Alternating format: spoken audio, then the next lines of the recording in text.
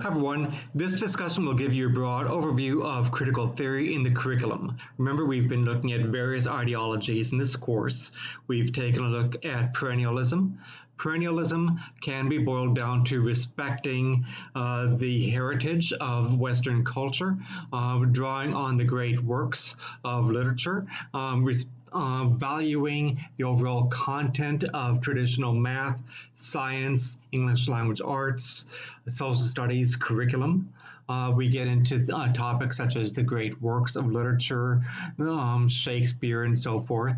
And oftentimes there is an expression of perennialism within the United States that values what it means to be an American, that values the American literary tradition and canon, and respecting of traditional instruction in history and civics, the story of what it means to be an American. We get into social efficiency. Social efficiency is in many ways looked upon as the dominant ideology in schools. Social efficiency gets you into high stakes testing, preparation to meet goals in society, making sure that students are prepared for the needs of society, making sure that America is competitive. Generally speaking, in social efficiency, what you look at is you do an assessment of the needs in the American economy, the needs in jobs, and you try to make sure that you are preparing students to meet those needs, as well as preparing American students overall to be competitive in the global economy. When we talk about John Dewey and progressivism, we're generally speaking of talking about inquiry. We're talking about student-centered instruction. We're talking about a strong valuing of reflective thinking as understood, and a reflective habit as understood by Dewey. We've talked about that before. Critical theory gets into investigating claims of social injustice, poverty, racism. Critical theory draws heavily on the theories of Paulo Freire and Karl Marx. We've talked about that before, and we'll talk about that deeper as we get into this particular ideology. Remember, my goal in this course isn't to make sure that you necessarily adhere as a future teacher or a current teacher in one of these ideologies or the other, but I want you to become familiar and to explore the ideas in the ideologies. So here are some key goals that are in common with social meliorism, as well as approaches to curriculum that are informed by critical theory. There is a goal of critiquing unjust power systems, both within the classrooms, as well as in administration, as well as in society writ large. There is the assumption that these unjust power systems must be changed in order to overcome oppression and in order to improve human conditions in society. This means that you critique inequitable conditions. You take a look at how the environmental conditions in which your students live are perhaps inequitably affecting your students. There is the goal of transforming classrooms and society. Approaches to curriculum that are informed by curriculum theory, by critical theory, are trying to be transformative. The teacher is not looked upon as objective. The teacher is looked upon as political. There is an approach to increasing the voice of those in the classroom as well as in society who are often silenced. Think about racial and cultural minority groups. Think about women, for instance. Feminist approaches to curriculum are also valued in this approach. And there's a view toward increasing equity to those in the classroom and a society who often are facing inequitable conditions, living in poverty and so forth. Critical pedagogy draws strongly on the work of Paulo Freire. It emphasizes emancipatory knowledge, meaning to liberate the student from oppressive conditions to conditions where that student can become fully human, fully free to express oneself.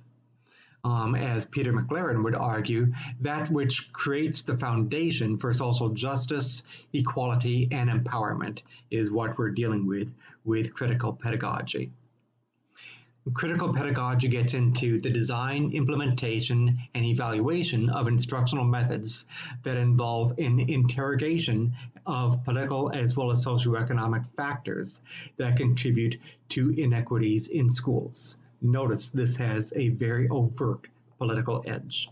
This is what makes the approach to curriculum very attractive to many that favor addressing social injustices, anti-racist approaches to instruction, but it is also what makes this approach to instruction very controversial.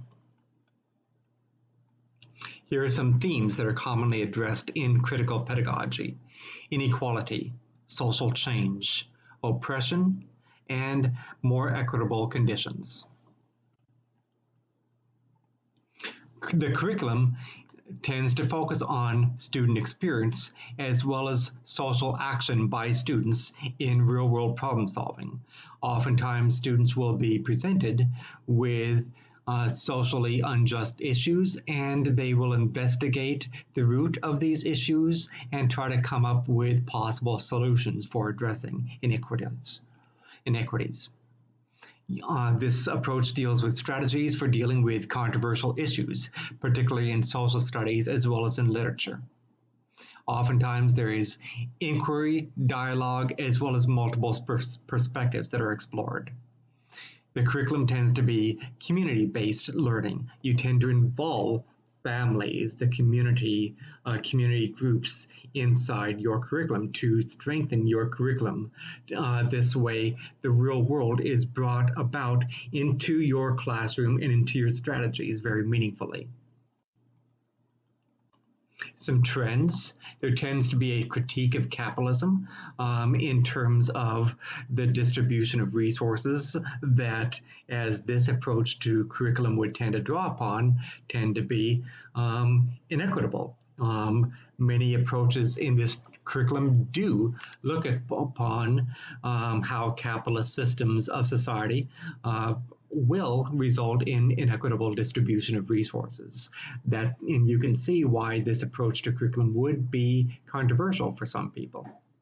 The role of education should be given to students the insight to demystify capitalism and become agents of radical change. You see that a lot in the works of some of the people we've been reading, Paulo Freire and others. There tends to be a critique of class struggle. There tends to be a critique of inequities that are based upon race. This is where you get into some topics that have become very heated in discussions such as critical race theory. There tends to be a critique of inequities based upon gender identity, as well as sexual orientation. And there tends to be a general conflict theory. The teacher is seen as transformative intellectual, and the teacher is seen about having a responsibility to bring about and help instigate change. This approach tends to draw upon Immanuel Kant. Ironically, because if you look upon some of Immanuel Kant's writings, he also did have some frankly racist views about how to view different hierarchies as he viewed them of humanity, but theoretically, many of Kant's writings did inform critical theory as it began to be shaped. Immanuel Kant urged critiquing ideas rather than merely transmitting ideas in your teaching as well as in philosophy. Ideas about reason, ideas about concepts of what is truth, ideas about morality and religion, and you can quickly see where this approach gets controversial to many people in society. Georg Hegel also influenced this approach to instruction. Hegel urged critique of one-sided positions. For instance, love of technology versus hatred of technology. You explore this dichotomous two-sided views instead of just one-sided views. Develop dialectical. Dialectical means two, right? You've got love of technology on one hand, hatred of technology on the other hand. How do these two ideas interact to make something new. Seek positive and emancipatory aspects of philosophy as well as teaching. Hegel would urge conceptualize the totality of a given field, such as the field of education. Don't just look at one small aspect, look at the big picture. Make connections and articulate contradictions. Look at the way technology, you've got the contradictions between what inspires love and what inspires hatred of technology. And you find connections among the love as well as the hatred of technology. And among this interaction, you've got compromise, you've got new ideas that begin to be shaped. Karl Marx very much drew upon Hegel as well. Now, Marx, of course, is associated with communism. There are some people who draw upon critical theory and the instruction who do advocate for the redistribution of resources in a socialistic way or even communist way. There's a difference between the two. But not all. There are many people who draw upon critical theory in the classroom who are not believers of economic socialism or economic capitalism. Karl Marx had an approach called dialectical materialism. We just looked upon the way Hegel believes in a dialectic. You look at two opposites, the way they interact and create something new. In the case of Marx, Marx in the 1800s was looking at a study of the way two opposites, the owners of the mass production known as the bourgeoisie, as well as the working class known as the proletariat, interact to form a new phenomenon. In the case of Marx, Marx was looking at a new system that would arise out of capitalism. He was looking at communism or the elimination of social class. Remember, for Marx, Marxist pure capitalism was looking at creation of a new classless society. That's not what you find, of course, in communist societies politically as they have arisen in South Korea or North Korea, in North Korea or China or the old Soviet Union or Cuba. There's a difference, very big difference between pure Marxism as it was envisioned by Marx and communism as it arose in China, for instance. But Marx was looking at the way that the owners of the working of mass production, the bourgeoisie, the proletariat, interact in capitalist societies. The proletariat were oppressed by the bourgeoisie, according to Marx. And amid this conflict, you would have something new. Marx was arguing that eventually you would have what he saw as the inevitable elimination of social class amid conflict and a rise of a utopian view that he called communism. So for Marx, was looking at an examination of how economic system drives and controls the distribution of goods and services. Now, an important note here when we talk about critical theory and the curriculum. Critical theory in the curriculum does draw upon dialecticalism, this approach of two opposites, how they interact to form something new. But it's not necessarily limiting itself to economic opposites. Sometimes the opposites might be opposite views of gender, opposite views of various ideas that interact. It's not necessarily materialistic that we're looking at in modern critical theory. And again, I have to point out that Marx, as a theorist, does strongly influence critical theory. And those who are social meliorists among the theorists that we're studying have studied approaches that are influenced by Marx. But that doesn't necessarily mean that they're advocating for a utopian Marxist society. To understand dialectical materialism, again, we're dealing with Marxism here. Dialectical materialism deals with the following. It situates dilemmas of philosophy within the context of tensions and contradictions. You've got tensions and contradictions in views of the truth. the norms that are held in society, understandings of freedom, understandings of identity, understandings of the nature of reality, as well as notions of wants and needs in society. And Marx argued that if you're going to understand philosophy and if you're going to understand the way that cultures and societies and nation states and classes evolve over time, you have to look at what dilemmas exist, what tensions and contradictions exist, and amid these tensions, amid these contradictions, how change occurs. And that's something you can see that very much influences social milieurism. They're looking at these contradictions and they're looking at these changes, even if they're not advocating for Marxism economically or politically.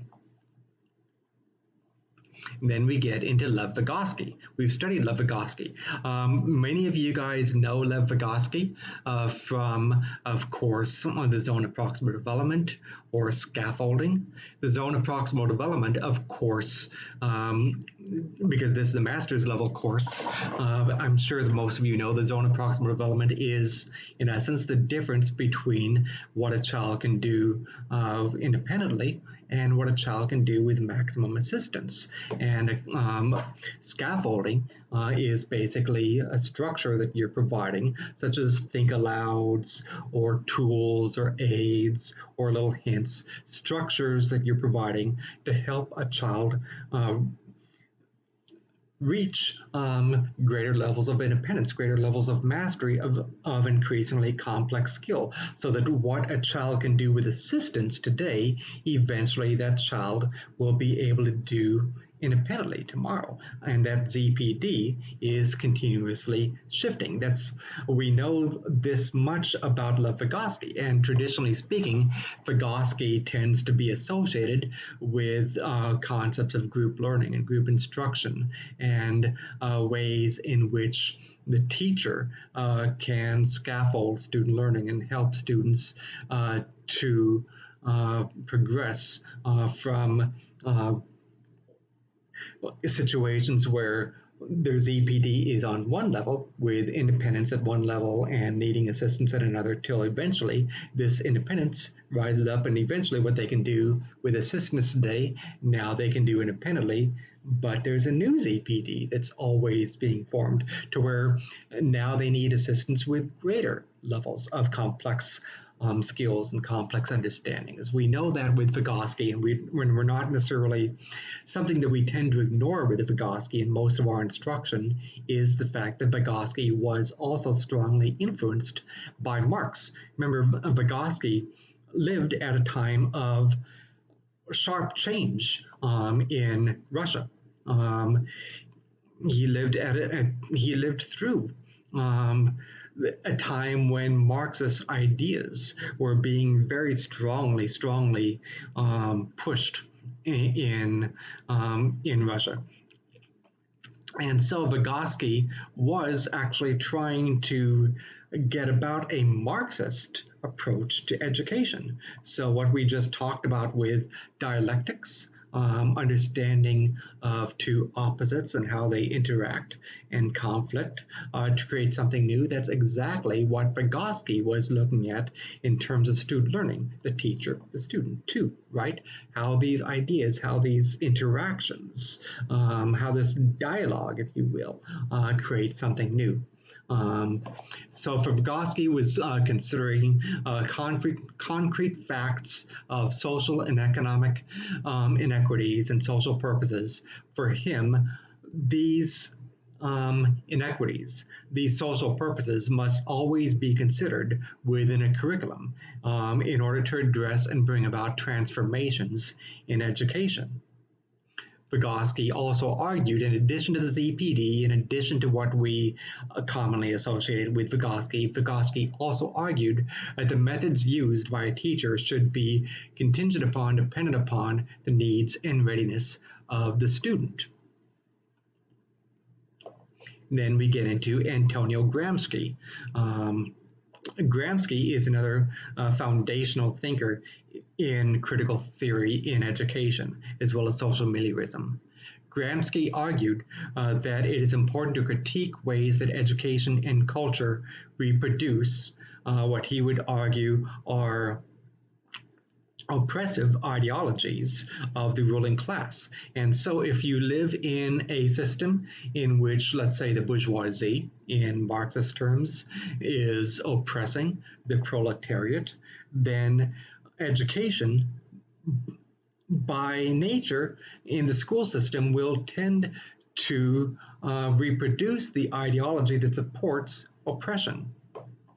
So Gramsci argued that it's important for teachers to work against this oppression, that educators should seek to foster alternative institutions and pedagogies in order to construct a socialist and a more democratic society. Now, notice something here. Not every social mediaist is promoting socialism, but Gramsci was. And so you can see where social mediaism does get controversial. Socialism, as I'm sure you know in grad school, deals with the redistribution of goods and services in society. Then we get into Theodor Bermeld. Bermeld very strongly was influenced by Dewey as well as by pragmatism, but then he took that the next step forward to promote Reconstructionism and social mediaism, the idea of schools as forces for social and political change. Bermeld argued that it is very important to recognize the potential for human annihilation through technology and human cruelty. Remember, this was in the area of wars, world wars with Bermeld. Bermeld argued that we need to advocate for the capacity to create a more just society using technology as well as human compassion. So technology can be destructive or it can be creative, depending on how we use it. It is a tool. Technology itself is not evil and harmful, from what Bermeld was arguing, but the way we use it can be. Bermeld argued for what he called social self-realization. To quote Bermeld here, the realization of the capacity of the self to measure up to its fullest, most satisfying powers in cooperative relationship with other selves. If this sounds very familiar to what we're talking about with humanism, humanism meaning, of course, the idea that it's important to help the child reach fullest potential, like what we tend to talk about with self-actualization. It is. Remember that the way I've been teaching it, humanism is capable of being integrated within all of these approaches. There's nothing about social mediaism that necessarily conflicts with humanism, the idea of self-actualization. There's also nothing about progressivism or social efficiency, or for that matter, perennialism, that necessarily conflicts with the idea of promoting self-actualization of the child. For Bermeld, it is very important to search for answers to human problems by exploring alternative approaches that are less oppressive. Then we get into George Counts, who was very popular here in the United States during the Great Depression. A very famous book by George Counts was Dare the School Build a New Social Order? Notice, he's positioning teachers and schools as pivotal in social change, what he called a new social order. George Counts was another social militarist who promoted socialism. Counts viewed education as the means of preparing people for creating a new social order. He was very strongly influenced by Dewey and progressivism, but he also in turn critiqued Dewey and he also critiqued progressivism for, in his view, not going far enough in advocating the building of a new social order. He argued that progressive education must emancipate itself from the influence of class. More specifically, the influence of the ownership class, the influence of the bourgeoisie, drawing on Marxist terminology. Then we get into Foucault. For Foucault, it is important to critique behavioral control in society, the way that we all are controlled by control systems that are inequitable. Um, Critique constraints on freedom as well as constraints on thought that exist. It's important to critique forms of discipline in society, the way that we are punished, a means of observation. Foucault dealt very strongly with systems of oppression that are influenced by discipline or lack of freedom or lack of or ways in which our very behaviors are controlled, both formally as well as informally in society. Paulo Freire. We've been reading some about Paulo Freire, and you've seen some works of Paulo Freire in this course. Paulo Freire viewed education and literacy as a vehicle for social change. For Paulo Freire, it is important to learn to resist oppression and not become its victims, nor to oppress others. That's important for teachers as well as for students. Paulo Freire promoted dialogue and what he called critical consciousness, the development of awareness to overcome domination and oppression. If you're going to overcome domination, if you're going to overcome oppression, first you have to become aware of it and you have to speak of it. Rather than teaching as banking, in which you're basically depositing knowledge, or the educator deposits information into students' heads, and the students are basically vessels in which you're transmitting something. Freire saw teaching and learning as a process of inquiry to which the child must invent and reinvent the world. Notice transformative agents again. Pedagogy of the Oppressed, a very classic work of Paulo Freire. He argued that the oppressed classes in society have not equally benefited from existing education systems that were established by the ruling classes. He argued that oppressed classes should develop a type of pedagogy of the oppressed where you turn this on its head and where the oppressed now have freedom. A consciousness raising must take place.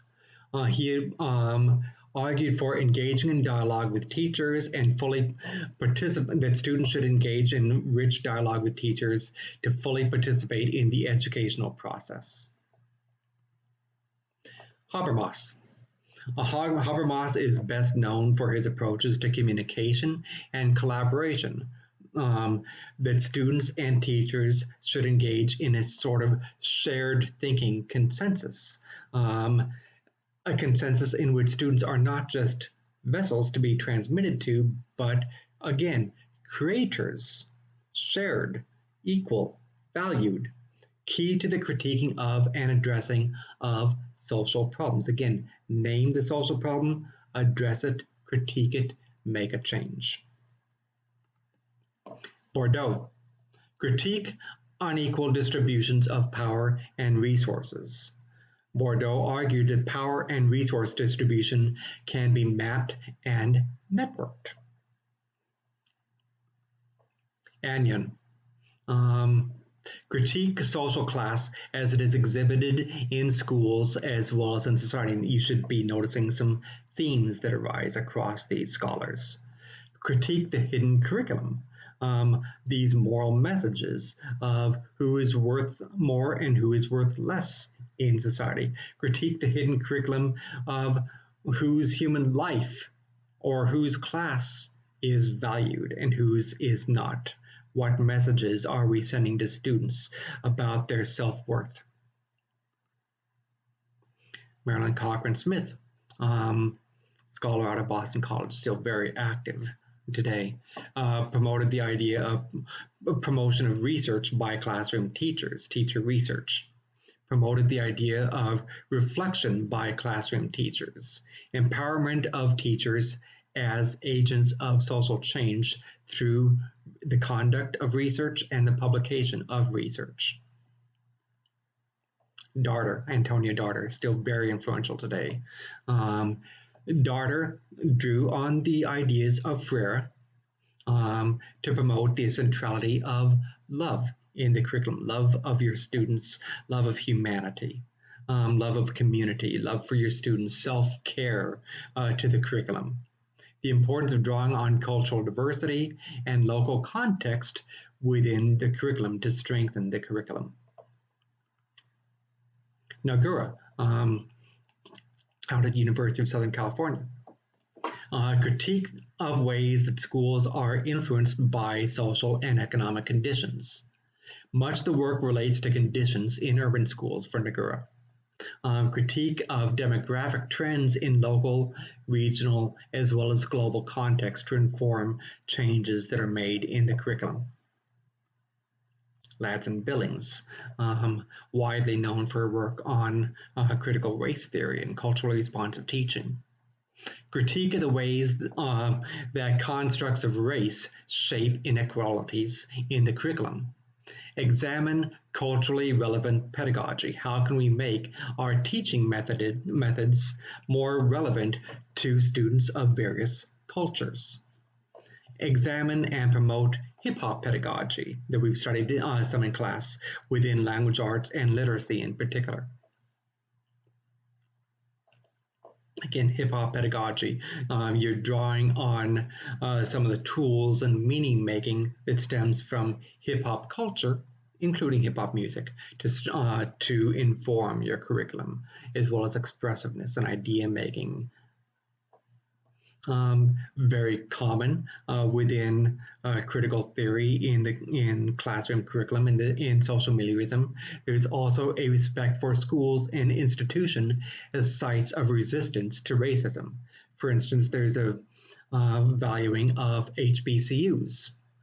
As a counter narrative, HBCUs as well as schools writ large should provide a counter narrative to white supremacism and resistance to systemic denial of equitable opportunities for education. So resist racism and resist the inequitable distribution of opportunities for education. This is fundamental to a social meliorist approach to curriculum.